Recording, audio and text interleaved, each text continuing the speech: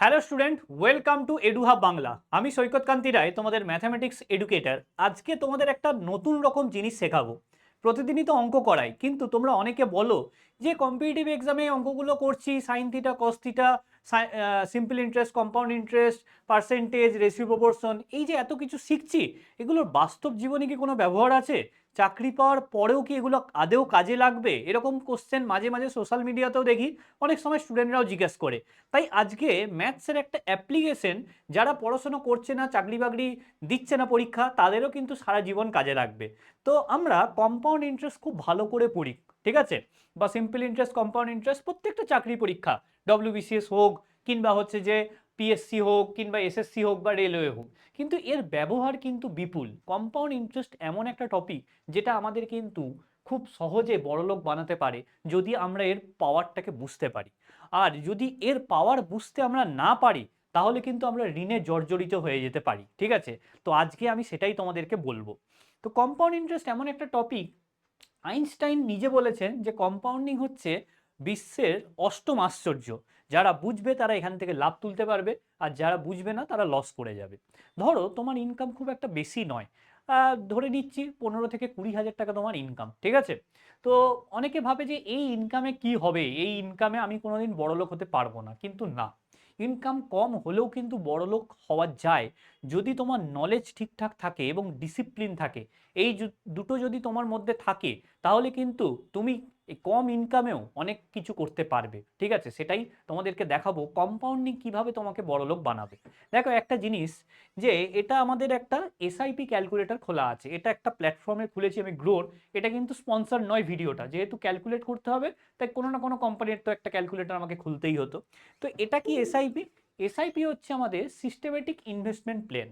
তো আমরা প্রত্যেক মাসে, ধরো তুমি 20,000 টাকা ইনকাম করছো, এবারে তোমার খরচা হচ্ছে হয়তো 10-12 হাজার টাকা, তুমি 5,000 টাকা হয়তো তুমি ইনভেস্ট করতে পারবে, ঠিক আছে? কোথায় ইনভেস্ট করবে? আমরা নর্মালি এফডিতে তো ইনভেস্ট করি, কিন্তু আমি বলছি এফডি ছাড়াও আমাদের অনেক রকমভাবেই ইনভেস্ট করা যায়। তোমরা ইকোনমিক্সে পড়েছো শেয়ার মার্কেট। তো শেয়ার মার্কেট কিংবা মিউচুয়াল ফান্ড, শেয়ারের থেকে মিউচুয়াল ফান্ড একটু রিস্ক কম, তো আমি ধরে নিচ্ছি তোমরা মিউচুয়াল ফান্ডে ইনভেস্ট করবে। এবারে কত টাকা ইনভেস্ট করবে? যার ইনকাম কম সে কমই ইনভেস্ট করতে পারবে। আমি ধরে নিচ্ছি 5,000 টাকা তুমি প্রত্যেক মাসে ইনভেস্ট করছো, ঠিক আছে? প্রত্যেক মাসে তুমি 5,000 টাকা ইনভেস্ট করছো। রেট অফ ইন্টারেস্ট আমি বেশি ধরছি না, 12%ই ধরছি। আমাদের যে ইন্ডেক্স আছে এনএসি বা বিএসসি, বিগত 30 বছর 40 বছরে 12% পার অ্যানাম আমাদেরকে কম্পাউন্ড ইন্টারেস্ট দিয়ে এসছে, তো আমি ওটাই ধরছি, ওর থেকে বেশি ধরছি না, ঠিক আছে? এবার ধরছি তুমি মোটামুটি 25 বছর বয়সে চাকরি করলে, হয়তো তুমি সরকারি চাকরি পেলে না, অনেকে মন খারাপ করে সরকারি চাকরি পেলাম না, কি করে সারা জীবন চলবে। হয়তো তুমি 25 বছর বয়সে একটা বেসরকারি চাকরিতে ঢুকলে। এবারে তুমি মোটামুটি 55 বছর অবধি তো করবে চাকরি, ঠিক আছে? তো মোটামুটি তোমার হাতে 30 বছর আছে, ঠিক আছে? 30 বছর, আমি 60ও ধরলাম না, আমি ধরে নিলাম তোমার হাতে 30 বছর আছে। তার মানে এই টাকাটা তুমি 30 বছর ইনভেস্ট করবে, ঠিক আছে? 30 বছর আমি ধরে নিলাম, ঠিক আছে? যদিও এর থেকে বেশিও তুমি চাকরি করতে পারো, এবং সব থেকে বড় কথা, যত বয়স তোমার বাড়বে তত তোমার কি ইনকাম বাড়বে, তত তুমি বেশি ইনভেস্ট করতে পারবে। আরও ব্যাপার আছে, আরও অনেক জটিল করা যায় ব্যাপারটাকে, স্টেপ আপ করা যায়, কিন্তু আমি সেটা করছি না। আমি একদম সিম্পল ওয়েতে ধরে নিচ্ছি, ঠিক আছে? তার মানে যদি তুমি 5,000 টাকা প্রত্যেক মাসে ইনভেস্ট করো, 12% রেটে যদি তোমার হয় 30 বছরে, তাহলে তোমার 30 বছরে তোমার কাছে কত টাকা, 30 বছর পরে তোমার কত টাকা থাকছে দেখো। তোমার কাছে কিন্তু 1.5 কোটি টাকা চলে আসছে তোমার অ্যাকাউন্টে। এবার তোমরা অনেকে বলবে যে ইনফ্লেশন এখানে তোমরা ক্যালকুলেট করলাম না, কিন্তু ইনফ্লেশন ক্যালকুলেট করলেও দেখবে আজকের বাজার মূল্য হিসেবে 30 বছর পরে এটা মিনিমাম অন্তত 40 থেকে 50 লাখ টাকা হচ্ছে। আমি কম করেই ধরছি, 40-50 লাখ টাকা হয়ে যাবে, ঠিক আছে? তো সেটাও কম কিছু নয়, ঠিক আছে? ইনফ্লেশন যদি ক্যালকুলেট করো তাতেও মিনিমাম 40-50 লাখ টাকা, যেটা যথেষ্ট বেশি। তো মাত্র 5,000 টাকা ইনভেস্ট করে তুমি এই এত রিটার্ন কিন্তু তুমি জেনারেট করতে পারলে, এটাই হচ্ছে কম্পাউন্ডিং এর মজা। এটাকে যদি আর 1 বছর বাড়িয়ে দাও, দেখো কি হবে। এটা 1.5 কোটি আছে, তো এটাকে 30 থেকে তুমি 31 করো বা 32, 2 বছর বাড়িয়ে দাও, এটা দেখো প্রায় 2 কোটির কাছাকাছি চলে গেছে। তো যত টাইমটা বাড়বে তত কিন্তু হুড়ুর করে টাকার পরিমাণ বাড়তে থাকবে। তো এটাই কিন্তু আমাদের কম্পাউন্ডিং বা কম্পাউন্ড ইন্টারেস্টের মজা, ঠিক আছে?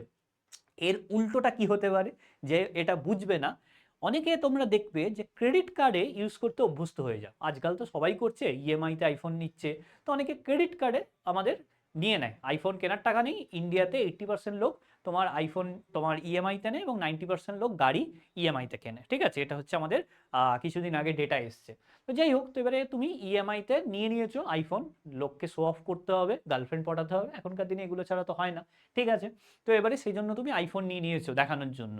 এইবারে তুমি ইনকাম সেরকম নেই, একটা দুটো তুমি ইএমআই মিস করো, তোমার এত বেশি ইন্টারেস্ট চার্জ হবে, যে জিনিসটা হয়তো তোমার 1 লাখ এরকম দাম, সেটা দেখবে সব কিছু নিয়ে তুমি 1.5 লাখ 2 লাখ টাকায় টোটাল হচ্ছে যে শেষ পর্যন্ত জিনিসটা তোমার লেগে গেল তোমার পকেট থেকে। ঠিক আছে, যখনই তুমি ক্রেডিট কার্ডে যদি একবার মিস করো, ঠিক আছে, তার উপরে প্রচুর প্রচুর বেশি তোমার রেট অফ ইন্টারেস্ট ওরা চাপিয়ে দেয়। ঠিক আছে, তো ওই জন্য ক্রেডিট কার্ডে অনেকে ফেঁসে যায়, ডেট ট্র্যাপ বলে এটাকে। ঠিক আছে, অনেকে ফেঁসে যায় যে যত ইনকাম তার থেকে বেশি তার ইএমআই দিতে চলে যাচ্ছে। ঠিক আছে, এরকম সিচুয়েশন অনেকের সাথে হয়। ঠিক আছে, তো এই ব্যাপারগুলো কিন্তু আমাদের বুঝতে হবে। ম্যাথ শুধুমাত্র পড়ছি কম্পিটিটিভ এক্সামে চাকরি পেতে হবে, সেটা তো ঠিক আছে, এটা ম্যাথের খুব সংকীর্ণ একটা ব্যবহার, কিন্তু এর অনেক বৃহত্তম ব্যবহার হচ্ছে আমরা এই ম্যাথটাকে ইউজ করে কিভাবে আমাদের জীবনটাকে সহজ করতে পারছি। আমরা এত পড়াশোনা করেও যদি ফিনান্সিয়াল ডিসিশন ঠিক নিতে না পারি, তাহলে কিন্তু আমাদের জীবনটা ভালো কাটবে না। অনেকে কম ইনকামেও দেখবে জমিয়ে অনেক ভালো কিছু করছে, আর অনেকে প্রচুর ইনকাম থাকা সত্ত্বেও তারা কি করছে, শেষ পর্যন্ত টাকাগুলো উড়িয়ে দিচ্ছে, ঠিকমতো ইনভেস্ট করতে পারছে না, তো শেষ পর্যন্ত তাদের আবার প্রবলেম হচ্ছে। তাই কম ইনকাম থেকেও যেটা তোমাদের ইম্পর্টেন্ট, সেটা হচ্ছে ফিনান্সিয়াল আমাদের নলেজ আছে কিনা, ফিনান্সিয়াল লিটারেসিটা খুব দরকার, এবং ধৈর্য আছে কিনা। অবশ্যই স্টক মার্কেট বা শেয়ার মার্কেট অধৈর্য যারা, তাদের জন্য নয়, একেবারেই নয়। এটা আমি বলছি না, এটা ওয়ারেন বাফেট বলছে। ওয়ারেন বাফেটের একটা বিখ্যাত কোট আছে যে স্টক মার্কেটে অধৈর্য লোক থেকে ধৈর্য যাদের বেশি, তাদের দিকে টাকাটা সবসময় চলে যায়। যার অধৈর্য হবে তার টাকা কিন্তু লস করে চলে আসবে, কিন্তু যার ধৈর্য আছে, নলেজ আছে, সে কিন্তু এখান থেকে গেইন করবে। এবং রিয়েল লাইফের ক্ষেত্রেও তাই, কম্পাউন্ডিং এফেক্টটা এইভাবেই।